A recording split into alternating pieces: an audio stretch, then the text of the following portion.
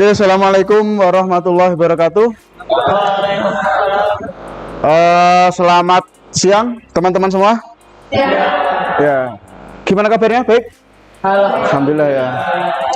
Oke, hari ini kembali dengan saya. Kita akan perkuliahan mata kuliah pengantar ilmu perpustakaan ya. Nah, sebelum kita mulai, kita awali dulu perkuliahan kita siang hari ini dengan membaca basmalah bersama. Bismillahirrahmanirrahim. Oke, di pertemuan ketiga ini kita akan membahas terkait dengan sejarah perpustakaan. Nah, kemarin kita sudah membahas terkait dengan apa kemarin? Definisi ya, pengertian terkait dengan perpustakaan dan ilmu perpustakaan itu sendiri. Kita akan recall dulu, sedikit mengingat kemarin kita sudah dapat apa gitu ya kemarin. Perpustakaan, apa itu perpustakaan kemarin? Tengok tahu mas, Mbak? Berkumpulnya buku. Tempat berkumpulnya buku-buku. Oke, ada yang lain? Mas Yusril, mungkin? Sekarang ada suatu tempat dalam pengelolaan. Oke, tempat pengelolaan koleksi dan informasi, tempat berkumpulnya buku. Boleh. Ya, pada intinya seperti ini. Perpustakaan kemarin kan adalah tempat institusi di mana mengelola informasi. Dikelola dengan sistem tertentu, itu poinnya, lalu untuk dimanfaatkan. Bedanya dengan toko buku apa? Ya, kalau toko buku kan untuk dijual, tidak untuk dimanfaatkan secara free, secara gratis. Nah, sekarang kita akan masuk ke sejarah perkembangan perpustakaan di Barat dan di Asia. Oke, kira-kira perpustakaan itu mulai ada kapan sih? Ada yang tahu? Iya. Sejak zaman kerajaan. Sejak zaman kerajaan. Oke, sebelum itu ada yang tahu? Sejak adanya buku, Pak. Sejak adanya buku. Ya karena tadi ya tempat berkumpulnya buku ya. Kalau bukunya nggak ada yang dikumpulin apa gitu kan? Oke, boleh. Ya. Tapi kita akan lihat dulu jauh ke belakang sebenarnya. Sejak zaman purba, meskipun tidak ada perpustakaan daerah daerah purba gitu ya. Tapi kan setidaknya di sana sudah ada budaya meninggalkan jejak, yaitu dikenal dengan bahasa atau aksara matahari, misal dengan cap tangan, gambar-gambar di dinding gua gitu. Ya meskipun gua zaman dulu juga tidak ada rak bukunya, tetapi gambar-gambar di dinding gua itu sudah merupakan suatu peradaban tulis gitu. Nah, sehingga kalau kemarin kan kita bahas apapun itu yang berbentuk karya tulis, karya rekam. Nah, gambaran di dinding gua kan juga termasuk karya kan? Iya, termasuk karya juga. Sehingga batuan, lempengan tanah liat, papirus, nah, di situ ada rumput papirus yang ada di Mesir, lalu daun lontar, perkamen, velum atau kulit binatang di Jazirah Arab, seperti ketika ada budaya tulis ayat-ayat Al-Quran dan hadis kan ditulis di kulit-kulit binatang, lalu di batu gitu kan. Nah, begitu pula sebenarnya sudah ada sejak zaman manusia purba. Lalu pada peradaban Sumeria misal, dan Babilonia sudah ada perpustakaan kerajaan untuk mengelola rekening informasi tadi. Lalu jadwal kegiatan, lempengan tanah atau piktograf pada Assyria, di situ di ibu kota Nineveh, sehingga tanda pengenal rekening apapun informasinya sudah dikelola pada zaman Babilonia. Di zaman Mesir, di peradaban Mesir ada rumput papirus misal di situ. Lalu kuil, ada pengumuman resmi, keagamaan, filsafat. Meskipun pengelolaannya tidak seperti zaman sekarang. Jadi jangan dibayangkan ketika di zaman Mesir atau Babilonia mau membaca pengumuman keagamaan gitu, harus menunjukkan KTM-nya dulu atau kartu anggota perpus gitu, nggak ada zaman dulu. Kenapa? Karena peradaban pada zaman dulu tidak semua orang bisa mengakses aksara. Tidak semua orang bisa membaca, apalagi nulis. Sehingga yang mengakses ya hanya orang-orang tertentu, entah itu raja, gubernur, hakim, atau pemuka agama, seperti itu. Kita kepada peradaban Barat dan Asia. Pada zaman Yunani, ada cikal bakal alfabet ya. Alfa, Bravo, Charlie, ABCD itu Lalu Aristoteles orang pertama sebagai pustakawan, meskipun tidak dilantik jabatan sebagai pustakawan gitu. Kenapa? Karena dia memiliki koleksi, dia memiliki pemikiran yang dituangkan dalam tulisan, dia kelola sendiri, sehingga ya dia pemiliknya, dia juga pustakawannya. Karena dia memiliki gagasan untuk menyusun karya dia agar mudah dicari itu gimana. Tidak ditumpuk kayak cucian gitu kan. Lalu nanti mau nyari ini yang cucian pertama mana, yang akhir mana gitu. Tapi sudah disusun seperti di rak baju. Jadi disendirikan, pakaian kemeja sendiri, kaos sendiri, pakaian tidur sendiri. Seperti itu pengelolaan sederhana pada zaman dahulu.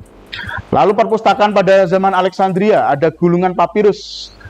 Lalu ada pergamen pada Asia Kecil, gulungan papirus atau pergamen atau perkamen, ada yang menyebut yang lain.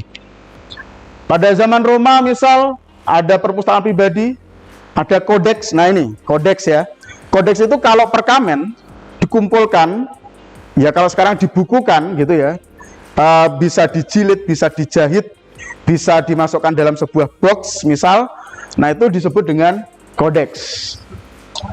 Lalu ada perpustakaan biara, karena pada zaman Roma sudah mulai ada perkembangan agama Nasrani masuk di situ, sehingga ada perpustakaan biara. Bizantium tadi ya, Arab. Nah ini penyebaran agama Islam. Di Baghdad sudah ada perpustakaan masjid, di mana orang-orang mengkaji keilmuan di sana, kitab-kitab, lalu ayat-ayat itu dikumpulkan menjadi perpustakaan masjid. Lalu ada lembaga pendidikan di situ. Kota Shiraz juga ada, sudah menggunakan katalog berdasarkan tempat. Jadi misal hadis ditempatkan di sudut serambi masjid sebelah mana sih gitu. Penempatannya bagaimana ya, sesuai dengan tempat kajiannya. Lalu dibuat sebuah katalog di situ.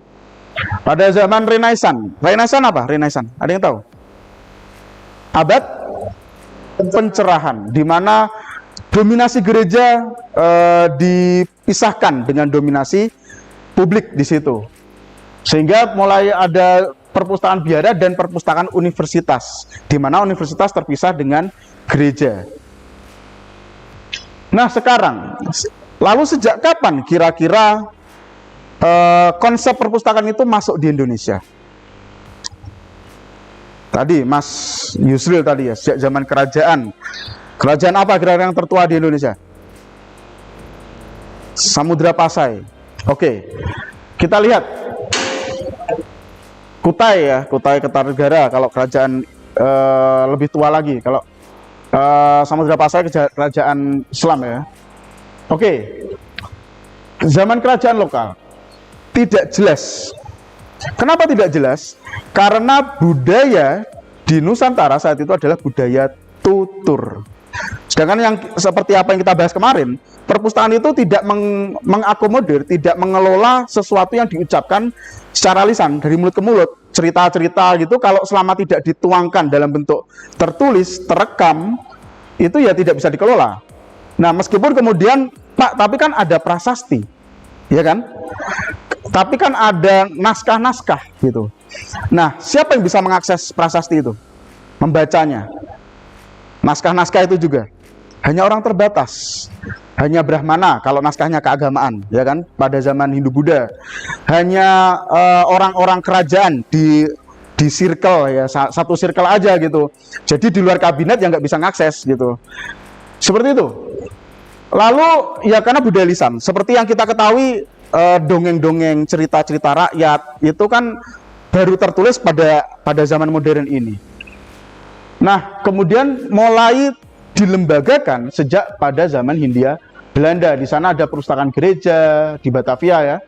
Lalu perawat rumah sakit secara kelembagaan mulai ada setelah Hindia Belanda masuk, dilembagakan, ditata gitu. Lalu di sana juga ada perpustakaan khusus, yaitu untuk mengeluarkan katalog buku pada 1778, berubah menjadi perpustakaan yang dilembagakan, terpecah di sana menjadi lembaga kebudayaan Indonesia setelah merdeka, perpustakaan museum pusat, ke museum nasional, perpustakaan pembina perpustakaan, pusat pembinaan perpustakaan, dan terakhir menjadi Perpustakaan Republik Indonesia. Nah, perpustakaan khusus seperti perpustakaan perkebunan sampai sekarang masih banyak, perpustakaan perkebunan, lalu perpustakaan gereja 1910, distofia yang sekarang dulu pahlawan-pahlawan kita banyak belajar distofia karena memang di situ referensinya sudah dilembagakan menjadi perpustakaan perguruan tinggi. Lalu pada zaman Jepang semua perpustakaan itu ditutup. Kenapa? Karena kalau kita lihat flashback ke belakang, Jepang masuk Indonesia fokus pada support untuk peperangan, sehingga akses kepada pendidikan, kepada buku-buku itu dibatasi. Nah, seperti tadi pada zaman Republik Indonesia setelah merdeka mulai berkembang lagi. Yang kemudian pada perkembangan teknologi informasi ada disebut dengan virtual library. Tidak perlu datang ke perpustakaannya, cukup akses di internet, kita bisa jalan-jalan di perpustakaan. Ada library automation, terotomasi. Ada e-library atau digital library, perpustakaan digital. Oke. Sampai sini ada yang tanyakan kira-kira? Pak, Iya, gimana Mbak? kan kita kan Gen Z, kan Iya. ada banyak AI. Oke. Untuk selanjutnya gimana sih eksistensi Oke. Ya, kalau tadi kita lihat perpustakaan itu berkembang, mulai berjalan ketika ada sesuatu yang tercetak, ya kan, berbentuk fisik. Lempengan batu, kulit hewan dan sebagainya, kemudian menjadi buku setelah adanya percetakan. Nah, lalu bagaimana ketika dengan perkembangan zaman? Sehingga selama informasi yang terekam itu masih ada, entah terekam di internet, di sosial media dan sebagainya, maka selama itu pengelolaan informasi akan masih ada. Tinggal kita geser konsep perpustakaan itu pada digital.